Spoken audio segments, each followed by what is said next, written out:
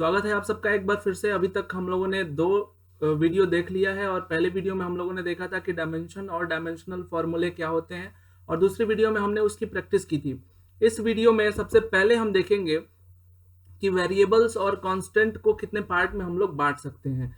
जो चर और अचर राशियां होती हैं उनको कितने पार्ट में हम लोग बांट सकते हैं। तो सबसे पहले हमने चर राशियों को दो पार्ट में बांटा हुआ और फिर यहाँ पर आप देख सकते हैं हमने अचर राशियों को भी दो पार्ट में बांटा हुआ है। सबसे पहले जो हमारा चर का पार्ट है वो है विमीय चर या फिर डायमेंशनल वेरिएबल। डायमेंशनल वेरिएबल क्या होता है? वो सारे चर, चर का मतलब आप लोग जानते होंगे, वेरिएबल्स का मतलब आप लोग जानते होंगे, जिनकी वैल्यू चेंज होती रहती है उनको चर कहते हैं। तो वो सारे चर जिनकी वीमा होती है, जिनका एक डायमेंशन होता है, उन चरों को हम लोग कहते हैं विमीय चर। जैसे आप लोग लेंथ को कह सकते हैं, मास को कह सकते हैं। इन सब में आपको देखने के लिए मिलेगा सबकी हर जगह लेंथ की वैल्यू, हर जगह मास की वैल्यू अलग अलग होती है, इसलिए वो चर कहलाएंगे। और चूंकि उनकी कुछ ना कुछ हर जगह आपको डायमेंशन मिलेगी, इसलिए वो विमीय चर कहलाएंगे। और वैसे चर जिनका कोई डायमेंशन ही नहीं होता, उनकी वैल्यू तो चेंज होती रहेगी लेकिन कुछ उनका डायमेंशन नहीं होगा, वैसे चरों को हम लोग बोलते हैं विमाहीन चर। ठीक है। और आगे है विमीय चर, अचर, सॉरी, विमीय अचर। तो अचर तो आप लोग समझते होंगे, जिनको हम लोग बोलते हैं कांस्टेंट, जिनकी वैल्यू बदलती नहीं है। ठीक है।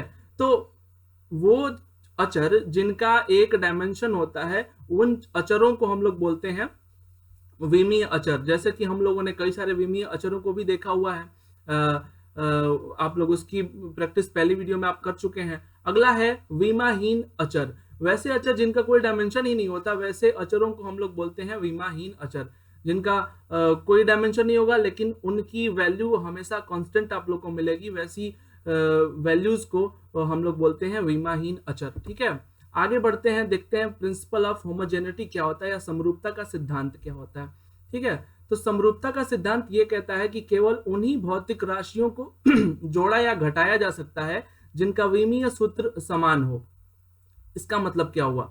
जैसे मैं कहूं कि 5 किलो आटा है आपके पास, 5 केजी आटा है, उसमें आप ऐड करिए 5 मीटर लेंथ को। तो क्या ये पॉसिबल है? ऐसा बिल्कुल भी पॉसिबल नहीं है, क्योंकि यहां पर आप देख सकते हैं पहला जो फिजिकल क्वांटिटी है उसका डायमेंशन या यूनिट जो भी आप कह लें वो कुछ और है, दूसरी क्वांटिटी का डायमेंशन या यूनिट कुछ और है।